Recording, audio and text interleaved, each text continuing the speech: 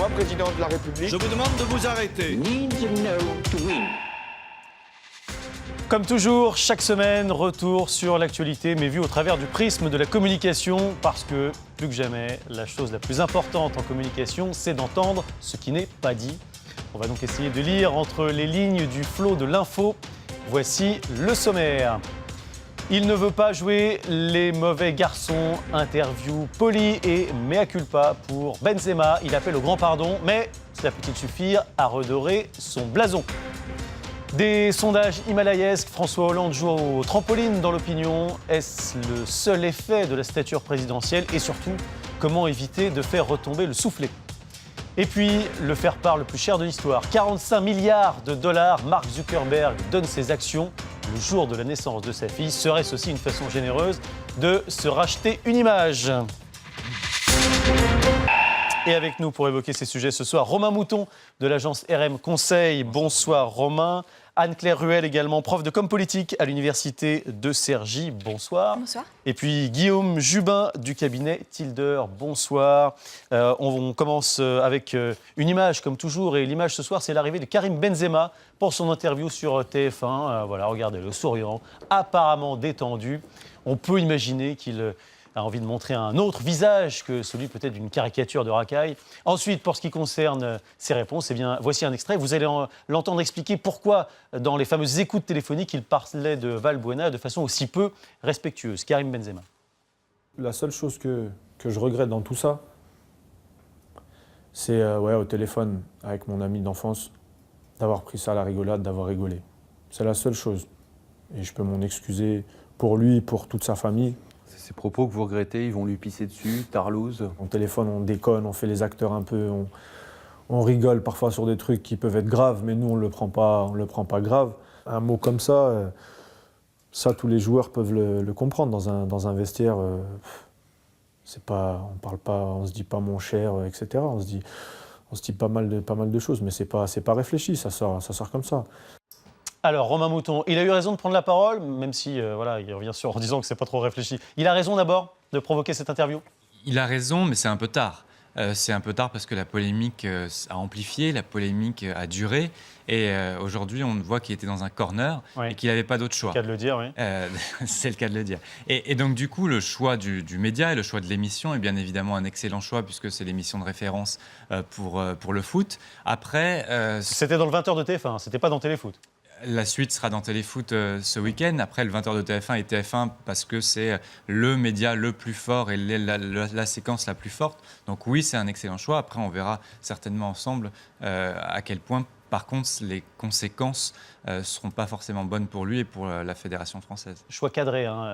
C'est vrai qu'il a choisi cet entretien, donc pas aller en direct sur le plateau. On essaie quand même d'encadrer un petit peu les choses. Et c'est lui qui l'a sollicité, cet entretien d'ailleurs. Oui, c'est lui qui l'a sollicité, mais j'ai envie de dire muscle ton jeu, Karim, en communication en tout cas, parce que ce choix, il est quand même un petit peu étrange. Pourquoi ?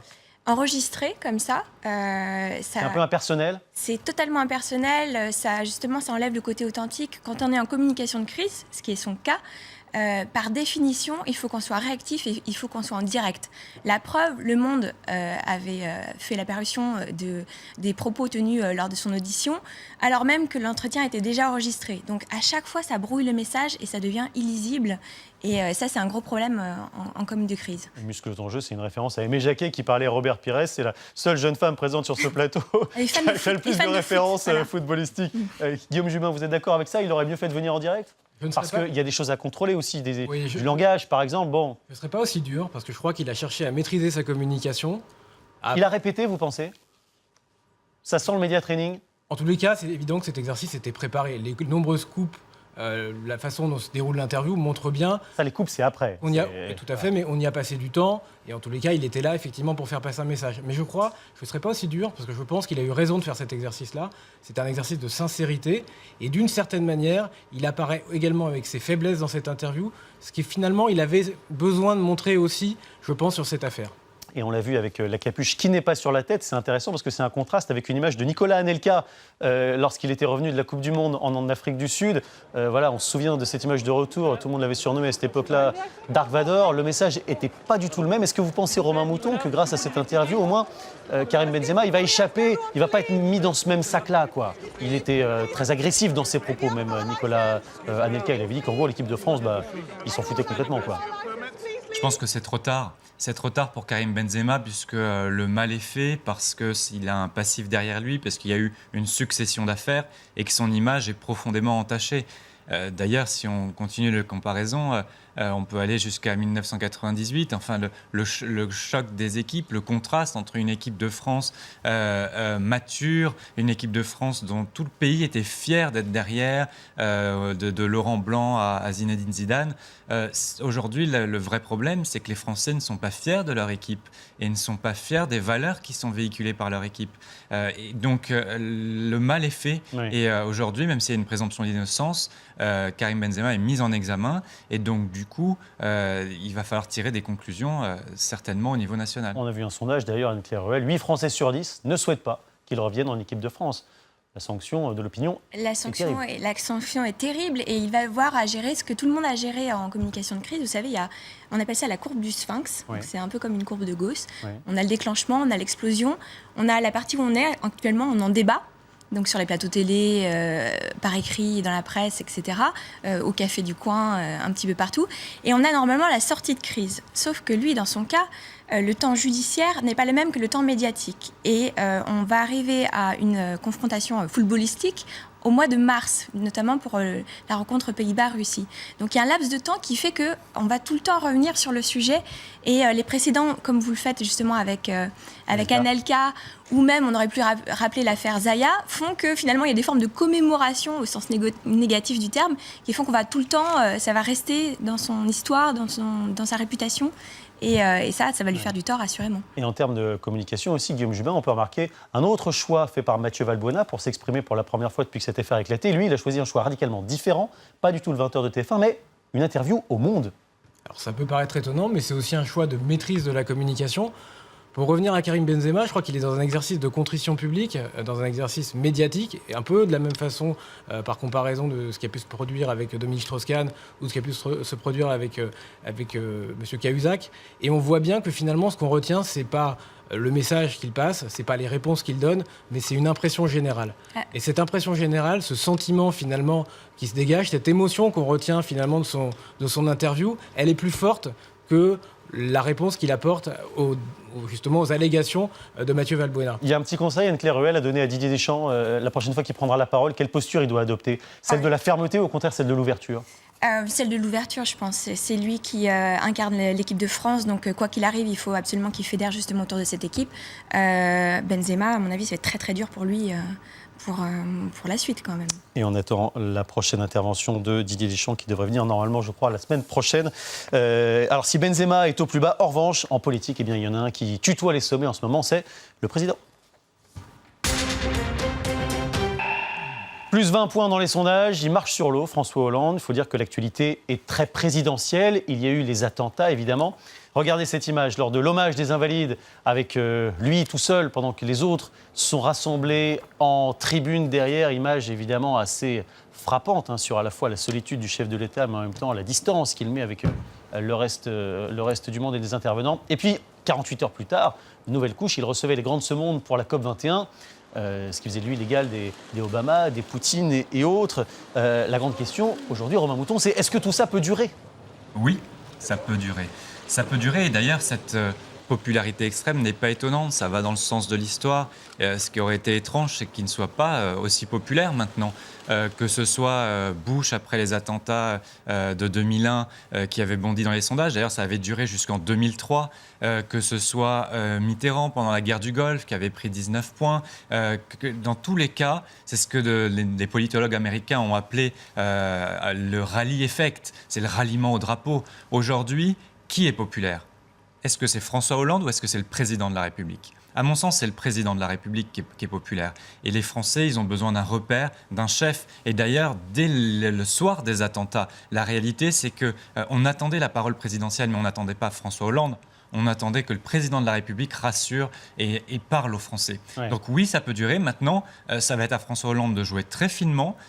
Il sait le faire. Et donc c'est pour ça qu'en politique, on n'est jamais mort, en tout cas tant qu'on n'est pas sous terre. Donc François Hollande n'est pas mort. Et sa popularité peut durer, bien évidemment. Alors, il y a des références historiques, Anne-Claire Ruel, qu'on peut rappeler. Il y en a d'autres, hein, parce que vous parliez de George Bush. George Bush senior, après la guerre du Golfe de 91, il est pratiquement à 80% d'opinion favorable. Et puis l'année suivante, il se fait battre par un obscur gouverneur de l'Arkansas, Bill Clinton.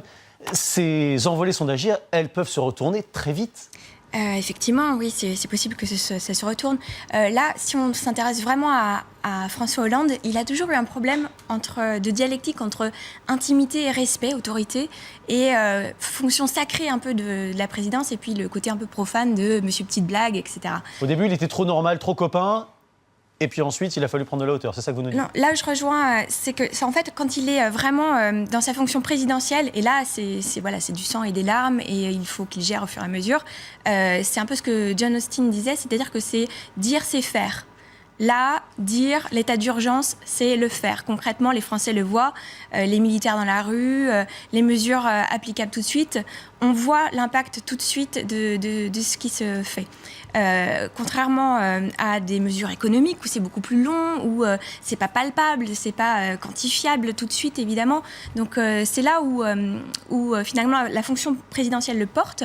Voilà, de là à savoir si ça va durer dans le temps, je ne sais pas, parce qu'en fait il progresse surtout, on le voit auprès du camp de droite, donc alors qu'il devrait plutôt amener à lui ses électeurs et les gens qui lui sont proches pour pouvoir essayer de mobiliser pour la présidentielle. Donc à voir. Guillaume Jubin, comment alimenter le moteur de la popularité? Parce qu'il n'y a pas un état d'urgence tous les jours, heureusement d'ailleurs. Non, mais je crois que la présidentialisation, elle s'acquiert souvent à l'international. Et quand elle s'acquiert à l'international, elle ne porte pas ses fruits, elle est sans effet. Vous avez cité l'exemple de George Bush, qui est effectivement un exemple parfait en la matière. Là, on est sur une autre configuration, puisque François Hollande, il se représidentialise sur la scène nationale. Ouais. Et donc, les points, j'allais dire, qu'il a marqués et qu'il a acquis en devenant président au cours des événements tragiques que la France a traversés, finalement, il ne risque pas de les perdre dans les mois qui viennent. Donc, je pense qu'il aborde les échéances qui viennent sur la stratégie qui était la sienne, à savoir de se représidentialiser, qui était sans doute le manque qui lui était le plus critiqué. Donc, il faut qu'il continue sur cette tendance, mais d'une certaine manière, en se rapprochant de la vie des Français, comme il le fait aussi parallèlement, il est dans un rythme de communication qui est assez bon et qui, à mon avis, inquiète aussi ses challengers pour l'élection présidentielle à venir. Justement, parmi ces challengers, il y a Nicolas Sarkozy. Regardez ce petit extrait, c'est Nicolas Canteloup, mais face à Nicolas Sarkozy. Nicolas Canteloup qui imite François Hollande lors d'une de ses journées, normale, quoi. Je passais juste... car j'ai rendez-vous ensuite avec le président Barack Obama, avec la chancelière Angela Merkel, pour sauver, la planète, avant d'aller vaincre Daesh avec Vladimir. Vladimir Poutine, pardon, nous sommes très proches, donc je l'appelle Vladimir. Ensuite, j'irai rencontrer le pape, avec qui je dois finaliser les derniers préparatifs de ma future canonisation. Oui, c'est ça, ouais. Bref, une journée normale, vous l'avez compris. Il doit rire un peu jaune, Nicolas Sarkozy, quand même, Romain Mouton. C'est une séquence qui est très dure pour lui. Depuis les attentats, on sent qu'il ne sait pas sur quel pied marcher. Il a été à la fois dans le soutien à François Hollande, il a été dans l'opposition et il n'arrive pas à incarner une ligne claire. Son discours, il refait des discours qu'il faisait déjà en 2007 pendant la campagne présidentielle et finalement, il n'arrive pas à trouver sa place face à François Hollande. D'ailleurs, on le voit dans différents sondages et on voit qu'il n'arrive pas à rassembler sa famille politique et les Républicains derrière François Hollande. Alors que d'autres ont choisi un positionnement différent et donc du coup, c'est aussi la primaire de 2016 qui se joue à travers ça. Je voulais juste rajouter un point sur François Hollande et sur les socialistes. On voit aussi que l'impact n'est pas total puisque alors que les candidats socialistes au régional devraient bénéficier un petit peu de cette popularité, aujourd'hui, les candidats au régional socialistes sont troisièmes dans la plupart des sondages et donc, du coup, ne bénéficient en aucun cas de ce bond de popularité de François Hollande. Donc, c'est clairement le président de la République qui est populaire et pas les socialistes ni François Hollande. Alors, il y en a un autre qui a un peu de mal à trouver son positionnement, c'est Manuel Valls. Pour exister, il a choisi de prédire le pire. Il avait notamment parlé de risques chimiques et bactériologiques. Écoutez-le, il s'en a expliqué, c'était également sur Europe 1. J'ai voulu détailler toutes les menaces auxquelles nous devons faire face. Et comme Daesh, comme l'État islamique, a utilisé des armes chimiques, comme d'ailleurs le régime syrien, contre les citoyens de ce pays, contre le peuple syrien, il faut être prêt à toute attaque de ce type. Il ne s'agit pas de faire peur. Vous avez fait peur. Mais il ne s'agit pas de faire peur ou de créer je ne sais quel état anxiogène. Il s'agit tout simplement de savoir à qui nous avons face. Anne-Claire Ruel, on voit bien le positionnement qu'a choisi le Premier ministre ici. Il est quand même dans ce registre de celui qui prédit le pire. Oui, mais c'est toujours son registre. Il reste sur son... C'est fondamentaux. Exactement, il reste sur ses fondamentaux. Et je pense que c'est même François Hollande qui le rejoint.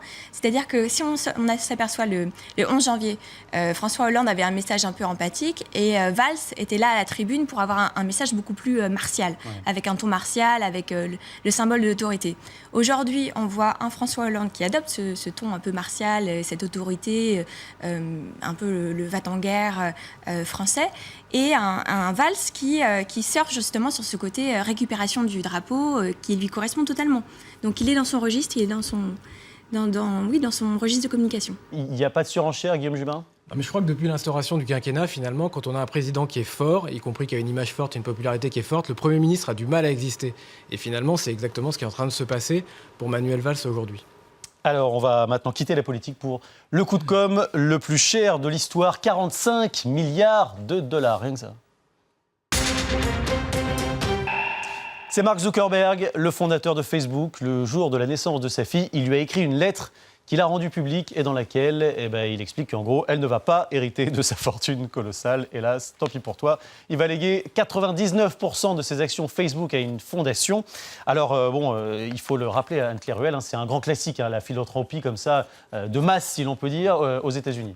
Oui, c'est un grand classique, à ceci près qu'on voit quand même une évolution, c'est-à-dire qu'on avait de la philanthropie un peu à la papa, avec les Rockefeller notamment, toutes ces dynasties qui donnaient mais de manière un peu passive. Et là, on a un Mark Zuckerberg qui est beaucoup plus actif, c'est-à-dire que c'est vraiment une logique entrepreneuriale. C'est d'ailleurs, je crois, alors je ne suis pas spécialiste du genre, je regarde mes camarades, mais je crois que le statut même de sa fondation est spécial, c'est-à-dire que c'est quand même, il peut investir aussi dans des entreprises privées. Ouais. Donc c'est totalement différent. On voit qu'il y a un retour sur investissement. Il va pouvoir suivre les choses au fur et à mesure. Donc c'est quand même une autre manière d'avancer les choses. Ça reste néanmoins quand même, même s'il y a de l'optimisation fiscale, une opération de communication certes, et même s'il y a, je pense, de la philanthropie sincère derrière, c'est une opération de communication aussi. Malgré tout, Guillaume Jubin, on entend bien, et d'ailleurs sur Internet, il y en avait partout dès l'annonce de cette donation, tout le monde voit le mal un petit peu dans cette histoire. Alors, tout le monde voit le mal et on a l'impression qu'il est plus critiqué d'ailleurs sur cette action qu'il ne l'a jamais été. Oui, c'est vrai. Assez paradoxal.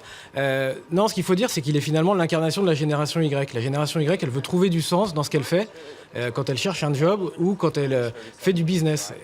Mark Zuckerberg, c'est l'illustration exceptionnelle de la réussite américaine. Il est devenu milliardaire.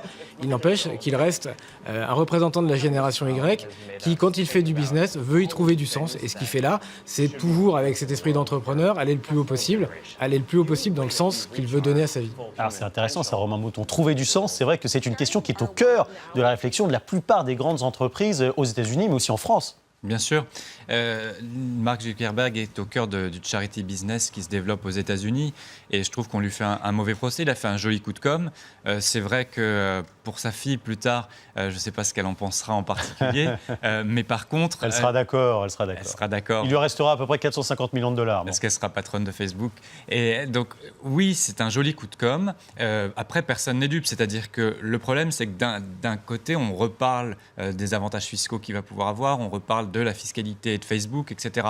Mais au final, c'est une fondation qui va avoir de l'argent, qui va mener des actions, et au final, il va y avoir des bénéficiaires. Donc, si on voit le final de cette opération, c'est que ça va profiter à des gens qui en ont besoin, et c'est plutôt une bonne chose. Après, effectivement, il profite d'un système et d'une optimisation fiscale. Il a raison, il a monté un business, c'est un businessman, il ne va pas faire le contraire. Après, c'est intéressant aussi le maniement des chiffres en termes de communication, de dire qu'il donne 99%, on s'imagine que d'un seul coup, il n'est plus rien chez Facebook. Sauf que la réalité, c'est qu'il garde le contrôle de Facebook, que ça va se faire sur plusieurs années, qu'il va donner 1 milliard pendant 3 ans et qu'après, ça va se répartir. Donc, il reste bel et bien le patron et surtout, il veut marquer l'histoire. Et ça, c'est important dans son esprit. C'est-à-dire que Facebook, c'est une révolution, mais Facebook, c'est un outil. Ouais. Alors qu'en donnant de l'argent, il veut, dans la lignée des Bill Gates, etc., marquer l'histoire autrement.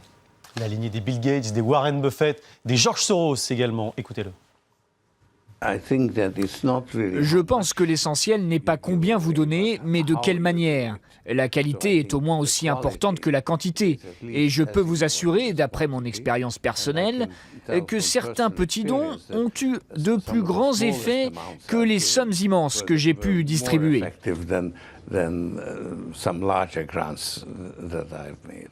Anne-Claire Ruel, on est plus dans la philanthropie à la papa dont vous nous parliez tout à l'heure. Oui, mais c'est les racines aussi de cette génération Y, effectivement, qui investit, qui s'implique, qui gère ça comme une entreprise. C'est-à-dire que maintenant, on attend, si on veut lutter contre la rougeole pour Bill Gates, par exemple, on y va, on regarde très concrètement ce qui est fait sur le terrain, on avance, on suit les choses au fur et à mesure. Alors, il y a d'autres milliardaires qui ont participé à ce programme, mais Guillaume Jubin, il y en a un qui ne l'avait pas fait de son vivant, et au moment où il est mort, c'était à peu près la seule fausse note de sa biographie, c'était Steve Jobs, qui n'a jamais rien donné, et ça a pas mal terni son image. Depuis, Tim Cook essaie de se rattraper. Lui, alors, il donne beaucoup. Est-ce que vous pensez que c'est pour enlever une image de radinerie qui pourrait coller à la pomme? Je crois que Steve Jobs garde quand même une image très forte. Il y a qu'à voir, l'annonce de sa mort avait, pour la première fois, s'agissant d'un dirigeant d'entreprise, entraîné même des manifestations dans la rue de tristesse après son décès. Là, c'est Tim Cook qu'on voit pendant que vous parlez. D'une certaine manière, j'allais dire, il n'en a pas eu besoin. Ouais. Il n'en a pas eu besoin. Et on se rappelle de sa maladie, on se rappelle d'un homme affaibli, on se rappelle de beaucoup de choses aussi qui ont touché la fin de sa vie. Il n'en a pas eu besoin. Et je crois que d'ailleurs, d'une certaine manière, il a été épargné par la critique pour des raisons qui tenaient effectivement aussi à la situation qui était la sienne à la fin de sa vie. Mais vous pensez, Romain Mouton, que c'est de la com ce que fait Tim Cook quand il change de pied sur cette question-là? C'est pour réhabiliter un peu l'image d'Apple et ces grands Américains qui passent parfois pour des gros méchants qui veulent dévorer le monde? Je pense que dans toute action de mécénat, il y a une action de communication, oui, mais ça devrait même nous faire réfléchir, nous en France, pourquoi il n'y a pas justement ce développement de fondations privées qui finalement bénéficient à des gens en action finale. Ça commence, les Niel, tout ça arrive et commence à bouger les lignes. Effectivement, ça se développe. Merci beaucoup à tous les trois. Comme toujours, c'est fini, mais on se retrouve bien sûr la semaine prochaine. Tout de suite, le journal sur AXE.